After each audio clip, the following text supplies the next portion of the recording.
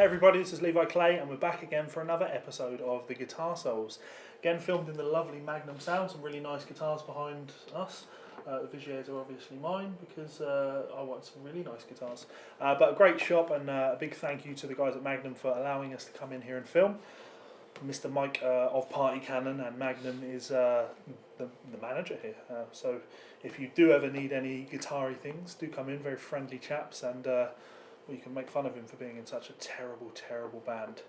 Speaking of terrible bands, we've got Kendo, the black metal machine, making another appearance, saying offensive things. And sure, that's not you? People love my music, that's why they don't buy it. And then we have... They're afraid.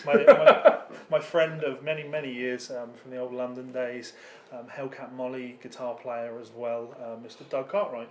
Good to have you here. As I said in the previous Guitar Souls video, we're changing up the format a little bit. We're just going to jump into a subject of conversation that I think we can riff on rather than that silly 20 questions bollocks, though I'm sure that will return. Today we're going to be talking about the subject of second-hand gear. The reason this struck me as an interesting subject to talk about is because, well, the second-hand market is a great place to like, show of hands, who's bought a second-hand guitar? I like that we make put two hands up. I love the idea that people at home watching this are like, get your hands up, get your hands up. Second-hand gear. Who's bought more than one second-hand guitar? Yeah. Yeah, who's bought more than two? Yeah. Yeah, exactly. Yeah. The 7 feet up. You're just falling off the seat in excitement here. The second-hand market is a great place to pick up a killer bargain on a new guitar, but also, obviously, worth considering that sometimes the only way that you can pick up certain guitars, like I just took delivery of Gibson Howard Roberts Fusion today, and you know, that's my only option. I can't buy one new, they don't exist anymore. So yes, the second-hand market does have... I should think everyone's pretty relieved you finally got one of those. Yeah. No, don't need to hear about it anymore. There are other guitars that I'm in the market for, so you know, if anybody has any of those, I'll tell you what they are. I'd love an old Paisley Telecaster as well. That's going to be the new one, right? Yeah. Yeah. A tasteful Dean with flames on the fretboard. So the reason this I like this subject is because I think there's a secret to second-hand guitars, and it's tied very closely with brand recognition and things like that. And I've wanted to say this in public for a long time, and I've kind of alluded to it on Facebook, but I really want to come out and say I'm coming out of the closet, as it were. When you look at... I wasn't prepared for this. I'm glad it's on camera. When you look at the second-hand market, right, I'm a member of many second-hand groups on Facebook. Apart from one that got banned from. Yes, I did get one. Maybe 5. But, look. 2. Halfway 3. I make a living out of calling cunts cunts. Okay. So, have you considered, when looking into the second-hand market, that there are certain things that you're going to see for sale time and time and time and time again? They just pop up over and over and over, like Monkey-branded guitars. You're going to see them time and time again for sale. Now, that on the one hand, that's kind of good for the brand, because people are constantly being exposed to that brand. But I don't really see it that way. I kind of look at guitars like that and go, why are they always... if I want to buy that guitar, how can I confidently always pick one up second hand? Always. I look at it and go, if a guitar's good, if the guitar that you want to purchase is worth owning, it should probably be quite difficult for you to find on the second hand market. Not impossible, but you might need to put in a bit of legwork. If there's certain brands that are just everywhere... There's exceptions to that, right? I mean, like American Strats, it's not that bad. It's just there's literally there's so many of them that there will be some for sale all the time, right? That's not a sign of like a poor guitar. That's just a sign of a popular guitar. Yeah. No, but if you just say Strat, then you're just kind of limiting it to just that massively wide bracket. If you say, for example, I wanted a 2007 Fender Special Run that has got this finish with these pickups, then it starts to get quite niche. Yeah. Or the slab Strat. Remember I said the one Strat I would own would be a slab-bodied Strat, and nobody knows what that is, but I would own one of them. I can't find one. So I could, but it'd be very expensive. Obviously, there's just going to be everyone in the world selling these is going to be adding you and sending it to you now, man. Well, good luck. Because obviously everyone in the world is watching, right? Well, that's the important part of this video, because it is a buyer's market. Yes. We'll come on to that. Yes. Being a Vigier artist myself, many of my students want to play Vigier guitars, and they kind of get disheartened, sometimes even sceptical as to why they can't find them cheap. And I just need to put this message, it applies to all great guitars, right? People buy them and they keep them. If you buy a nice guitar, you don't sell it. So just because you can't find a guitar on the second-hand market readily, that doesn't mean they're bad guitars by any stretch of the imagination, or that nobody wants them. Quite the opposite, actually. Because you look at a brand like Mayans stuff. Yeah, I love their stuff. You don't see all that much of it going second-hand. You have to ask yourself, is that because they don't sell many guitars, or is that because people buy the guitars and they absolutely love them? I love them. I think they're great. My guitar, I've got a comparison. Yes. And you don't really. It was a pure leap of faith for me when I bought that guitar, because the one of the reasons was I couldn't find anyone. The one that I wanted a tap model, and the only ones I've ever seen for sale were the ones with a bit odd colours, like dodgy kind of sponged oranges and stuff like that. And it's like, no, not for me. You just have to assume that that's popular in Japan. There's got to be some explanation. Yeah. Somebody's went orange sponge. That's it. Yeah, all my days I've craved one of those. So, but like I just you've got a good point there, because like when I couldn't find any second hand. I couldn't go into a shop and try one. I couldn't, I didn't know anybody owned one. So, it does. I think what you're saying does stand up. Yeah, I don't want people to think that's disconcerting. Like again, I referenced the Howard Roberts Fusion that I just managed to get. That. I'm trying to encourage people, like, if there's a guitar you want and you can't find it, hold out for it, because there's nothing better than when one finally pops up and you're like, yes, jump on it immediately. This is mine. I've achieved the dream. I'm not going to sell that guitar. That's never going anywhere, because it's special to me. Rather than just picking up, oh look, there's one of those guitars that usually sells for 600 quid, and this guy's had it for 6 months and now he's selling it for 300 quid. Yeah. It's probably a reason why he's selling it for 300 quid, and he's upgraded it already, and you'll be upgrading it in 6 months' time anyway. To back up what you're saying, I even think that you said you're not going to sell it. Even if you got that guitar and didn't like it, that's the beauty of it. Is like you're going to get that money back. Yeah. Because they don't come up very often. So it's like it's a leap of faith, like I did with my guitar. But I had the back in my mind, if I really didn't like this, they're hardly ever out there for sale. So I'd be able to get most of my money back, if not more, all of it. If in a couple of years, if I held on to it, it'd be more. Yeah. So let me turn it over to Mike then.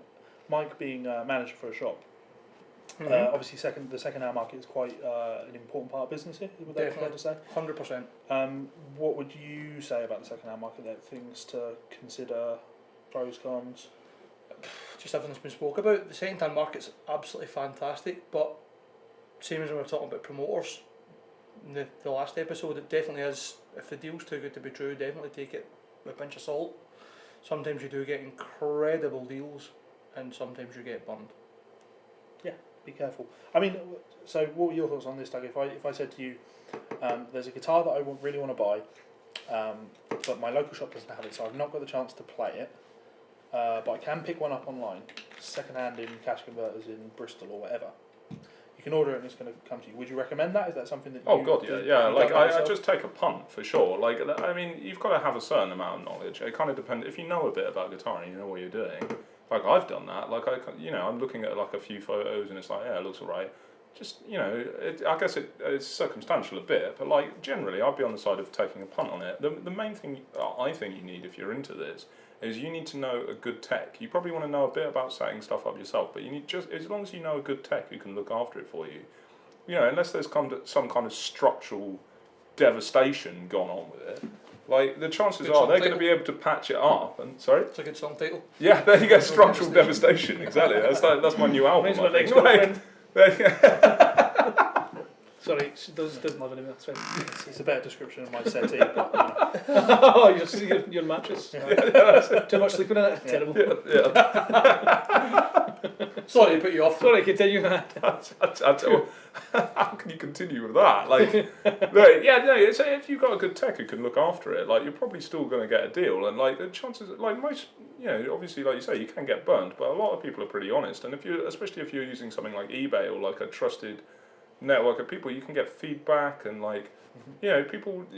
I'm not saying just blind faith kind of situation, but it's probably going to be all right, really. The people I would say maybe want to be a little more careful about it are maybe, people who are new to the instrument or not so confident about the kind of setups and, the actual technical specifications who would, maybe going to get into trouble a little bit if there's problems and maybe not even able to recognise some things that might be more serious. I see that all the time. Like I'm in the Telecaster group on Facebook, and somebody posted a photo of a telly that they just bought for £500. They're like, it's a custom Fender, but I can't really find much info about it. What can you guys tell me? Look at it, and it's like, I can tell you that it's a Warmoth body, so it's a Warmoth neck, and Oh dear. yeah.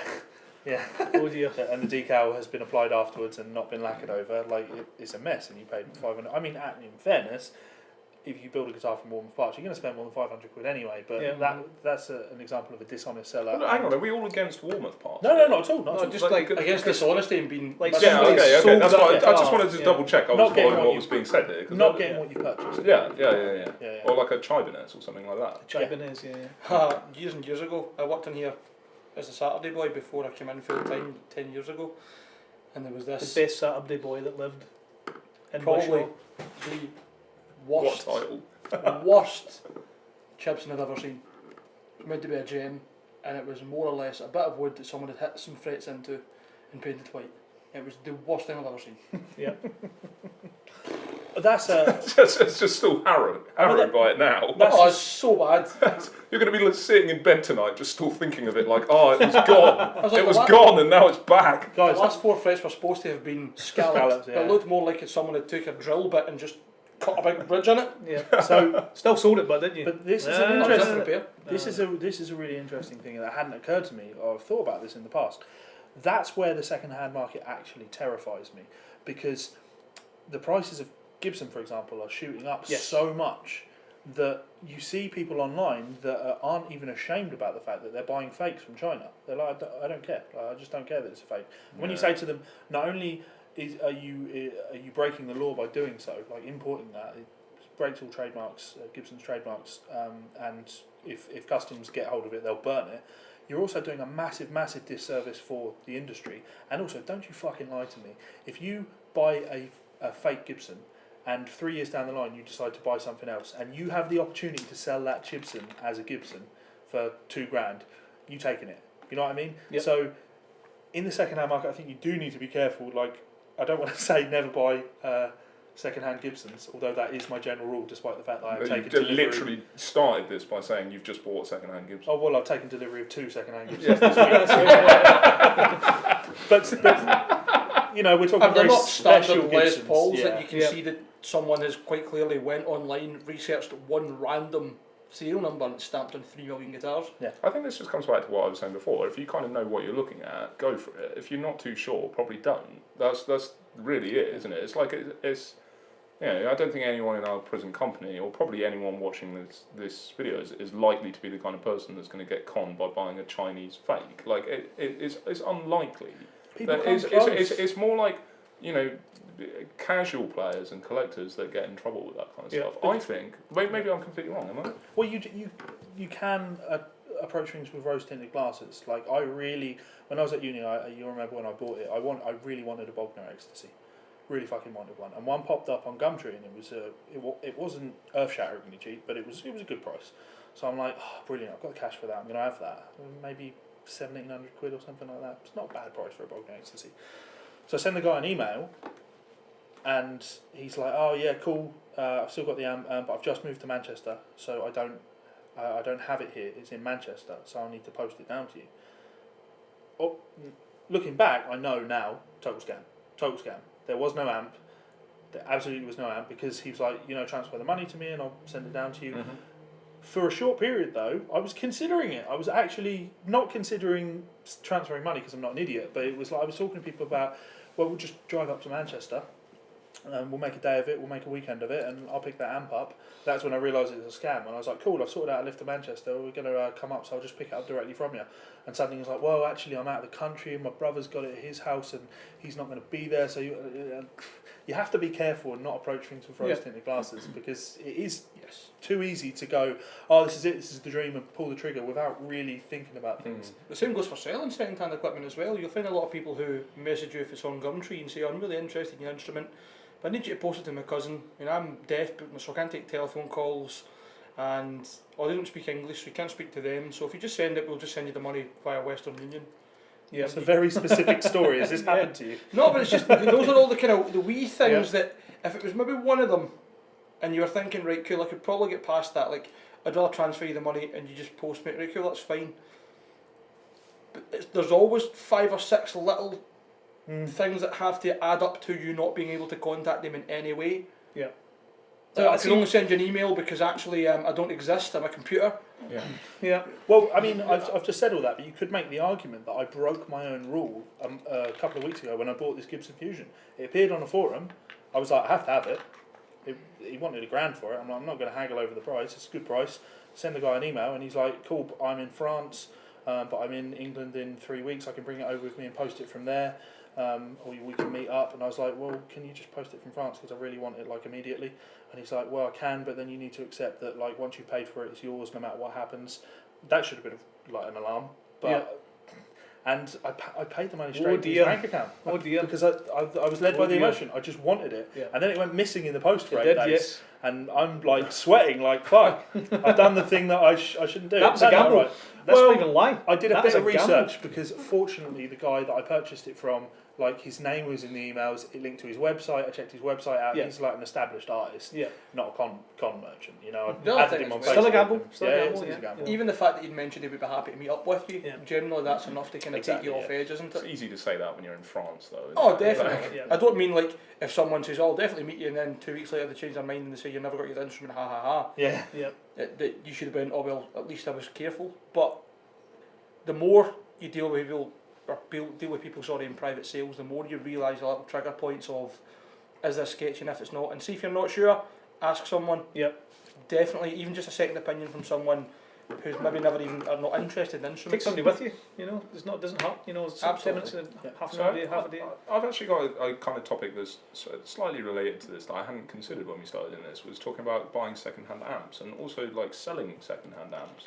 I think that's a kind of an interesting thing right now because the market for amps has dramatically changed in the last couple of years with the advent of the Axe Effects and the Kemper and stuff like that, and a lot of these like, you know, absolute elite boutique tube amps that, you know, you're looking at $2 or $3 grand in the past. Now on the second hand market, people are just like struggling to shift them, and you can pick up like a diesel for like, you know, a bit over $1 grand if you shop around enough. There was one in Dumfries, I think it was, for 1,100 quid. So it was the two questions about that.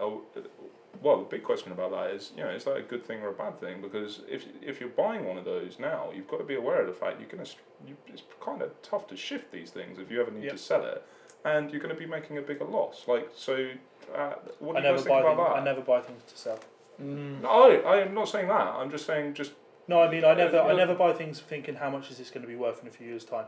If I buy something, I'm usually like head over heels in love with it, and I'm gonna, as far as I'm concerned, I'm going to own it forever. And generally speaking, I haven't, like, in the grand scheme of things, really sold any guitars that I've ever bought. Which is why I own so many guitars now, because I just can't bring myself. You sold that Hank Marvin guitar you had. I did sell the Hank Marvin and my Telecaster, which you bought. So this is where I'm. That was the dodgiest second-hand guitar I've ever bought. That Levi. I'm a little different. Point. I'm a little bit different from Ollie's. I just believe it's a beautiful art. I absolutely love it. I revel in it. I really enjoy all the negotiating. I don't rip people off, you know. What do you do? What is it you do? I'm a very professional person, and like I say to everybody that's ever dealt with me, I've never sold anything in my life. I've just simply helped them acquire what they wanted, and that's all I did. So when I go and buy guitars, I've got 3, and I shouldn't really be, I'm not going to go from the seller's point of view because then you'll get all my tricks, and I can't really do that. But I'll definitely, from a buyer's point of view, I've got 3 things in my mind. Intent, and this is how it helped me buy it. I remember when you were going to look at, you were trying to buy a bass to produce your album, and you thought, this one's, I really want something that's multi-scale, it's really going to help me. And you looked at them, oh, this one's £900, I'm going to buy it. Whoa. Is this second hand? It is, yes. Have you contacted the seller? No, I'm going to buy it. Well, do you need to contact the seller to buy it? Well, most likely, yes. Let's talk to him. And that's all I said. And I remember, what price was that guitar? 900. What price did you pay for it? 650. Fantastic. So, my point is, when people are selling things, I have 3. The art of the deal here. I have 3 things inherently in my mind. 1, they do not want it. Why is it for sale? If it's that good, why are you not keeping it, mate? 2, there's a problem with it. Or 3, they need the money. So, with those 3 things in my head, I already know I'm going to get a deal. already know I'm going to get a deal. If I've intently seen something and they're selling it, and that's the art. And see, to be honest with you, some people have got that expectancy. 9 times out of 10, we'll go into the past a little bit. I used to sell cars, probably not surprised now. Whenever somebody came in and said, I want a specific amount of money for my car, so if I wanted £1,000 for my car, what am I going to tell the dealership that I want for my car? Am I going to tell them £1,000? Am I going to tell them £1,500 or £2,000? So really, when somebody's putting something for £900, I look at the reason behind the reason. That's maybe what he wants, but what he will take would be a different amount. I love that when you told me that, because he's 100% right. Yeah. I have sold a few guitars in my time, or bits and pieces. Generally speaking, I never sell stuff because I'm not in a position financially where I ever need the money. I like to keep things around just because, I don't need to sell it. It's cool kicking around. But on the odd time I do sell something, if push really comes to shove, it's been because there's something about it that I don't like. Yeah. And I can admit the fact that it's just going to sit there and I'm never going to play it. And that is why Doug now owns my Telecaster. And there's another one. And there was a neck on it like a banana. Yeah, that neck, honestly. Yeah, but I was aware of that. Yeah. Oh, to be fair, that's okay. I knew everything. Yeah. No, you just struggled, mate, because I'd seen that telly on many occasions. In fact, one of the main reasons I stepped in on it, because I knew it was in a state, but I was looking for a little project. You know? Still bought it. Well, I'm going to quite interrupt you though, because you did sell something recently of high value. And it's not the case it wasn't broken or anything like that, but it was simply... Dr. Z. Exactly, and let's be honest, that's a boutique amp that you talked about. Yeah. And you got good money for that. I still lost a fair chunk on it, but I had pitched a trade-in at Guitar and they offered me £500 for it. And what did you sell it for? $950. Yeah, we're not going to go into sales techniques, that's a different episode. If you're already taking less than you wanted for it. So let me push Kenno's points over to Mike then, being from a shop, like... Yep. Where do you stand on things like haggling? If somebody came in here and they wanted to buy, to be clear though, like the PRS hollow body 2 that you've got in, to be clear though, how we're much talking is that about really used for sale guitars. for? Yeah, we're talking about second-hand guitars, remember. So that's why I think when I'm doing second-hand guitars, if you're retailing something, it's a little bit different. I'll stick with it. Is haggling something that you're experienced with in a shop, or? Yep, that's just the nature of all sales and all retail. People will always try and get a better price, and that's cool. That's fine. How much can you do for me on this? Because it is beautiful and I love it. I'm joking, it's ugly. Wait a minute. That's one of the nicest and rarest finishes you'll ever find in that guitar. In fact, you'll be hard pushed to find another PRS in that colour. And it's available right now in the Magnum Sound. I'm not going to go on. I'm not going to go on. The phone number along the bottom. Buy now! What's this? You've seen a McCarthy with the birds? No, you haven't. Rare. The point is, would you say it's acceptable to haggle in a shop? Yeah, I guess. Yeah. I think it's becoming less acceptable because the internet's now killing all competitive pricing. But it doesn't mean there won't be buying power. And if you buy local and you buy constantly, you'll be looked after. Yep. If you buy from, this is not a slant on any other shops, but if you buy from bigger companies, generally speaking, they're already looking at just their margins. And probably they're the ones that are getting away with not cheapening brands, but certainly putting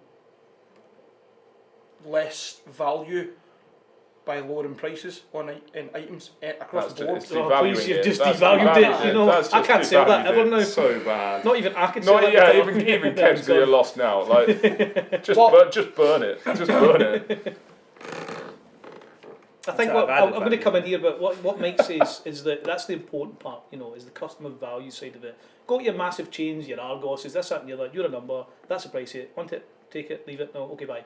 If you come into a proper reputable shop, dealer, local music store, it's not just the care that you'll get that customer value, we'll let you play it, he'll let you see it, he'll let you live, really breathe it, sleep it, all the rest of it, set it up for you properly, give you some ideas, probably recommend a good guitar method grade book or something like that. You're going to get that care and attention for it. You're not going to get that from an internet sale or something like that. And I think that's a big part of it. If you want that relationship and you really want to get that, that's different from like the second hand game. Yep. And then if you have that package, it almost justifies why you have retail prices because you're going to get that care. Yep. If you're buying something second hand, then you use my rule of 3 definitely. Well, that's it. You as I say, we're in a bit of a cherished position. We do sell quite a lot of second-hand equipment, but it's always good prices, and it also kind of works both ways because people then can either get their stuff that maybe want to sell off traded in as well, and either get a good price in that or get a good price in the guitar that they want to buy. I believe you paid £200 for this, right? 150. 150, good. 150. You stole that. Yeah. You stole that. Yeah. That's at least a £700 guitar. Poor woman comes in, she's like, I just need to pay for my husband's funeral, and this was his price. You're like, I'll give you 150 quid. This isn't Pawn Stars. I know. I even do it. I even do it. See, when I go and see guitars and used equipment and stuff like that, I think of the lowest number I can think of. I see it's like £1,000 guitar and all the rest. I'm like, He's there going. I know. I'm like, One. hey, how much is this £100 guitar then? How much is it? And stuff like that. Just I do it all the time. He And does hate Kendo is the man with the balls. Like, you want $1,000 for it? I'll give you 250 cash right now. I didn't realise In it your was hand. I don't know, £1,000. I didn't realise it was 3 of them. Stuff like it's just an art to me. I do love it, and there's some people that can do it, some people that can't. But I just think it's a good place to be in. And I think the 3 things that we mentioned, let's go recap on them if we like. Is like there's obviously something wrong with it. In which case, don't buy it. Yeah, that's why they're selling it, or they don't want it. There's something They don't like it. They don't like it, Yeah. or they need the money. And so if I've always got that rule of 3 in there, that's why I walk into a place and go, how much is this £200 guitar, even though it's a £3,000 Gibson. I'd say that's not always the case, but certainly the majority. I can't think of examples where that's not the case. Yeah. I would love to know what they are. Please argue with me. Sell me your stuff. I'm joking. But like, Right. Well, say you had 50 guitars, and it's not that you didn't like them, it's not that you needed money, and it's not that there's anything wrong with them, but you were just kind of thin in the herd. So you need space. Yes, put them. You need to clear out. Not necessarily. Yes. Put them into a storage unit. Yes. You might not need space. You And might if you just can't afford decide, that, well, Straight you away, need the money. they're better getting loved by someone I else. think You opportunity. need the money for the storage unit Yeah, that yeah. you're not going to need once you've got the money. Aye. That is a terrible bit of logic there. I'm kind of straight away. I'm thinking already alarm bells. I'm like, I'm rubbing my hands because I'm like, this guy's gonna get divorced if I don't buy these guitars. So straight away, I'm in there and going, how many of these can I skin the guy? 100 quid. I'm and gonna I'll save get you 5 much. of them, right? I'm straight away. I'm thinking, I came for 1 guitar. I'm leaving with 5 guitars. Oh my Yeah, god! I think we no. need to stop this now. We This will, is we will stop. I'm just letting you know it's. we've had the art of the deal here. Yes. Before Kendra's already abhorrent reputation is completely decimated. Yes, cut it there. Yeah. So we will cut it there, as Mike says. But what do you guys think? Have you ever had any killer deals on second-hand gear? Have you had any nightmares selling? Have you ever second-hand bought gear? a car from a dodgy Scottish guy called Kendo? Oh, that's a funny thing. For a long time, I did get called the Don because priests used to come and buy lots of cars from me, and I made the mistake of selling one of them in Alfa Romeo. It broke down every day the rest of its life, and Just unfortunately, I didn't build the car. reserving your seat in hell. Sorry, I made the cardinal sin. I didn't sell anything. I helped him get the car he wanted, and I reminded him that's about it. that. And then it turned out it wasn't the car he wanted. Sorry, Levi. We can wrap up. Yes, so thank you to Mike and Magnum, of course. Thank you for Kendo, or to Kendo. Thank you, Doug. You're welcome. I've been Levi Clay and the Guitar Souls. And collectively, we'd like to say until next time, We'll see you soon. we will see you soon. Goodbye. See you soon. Peace out, motherfucker.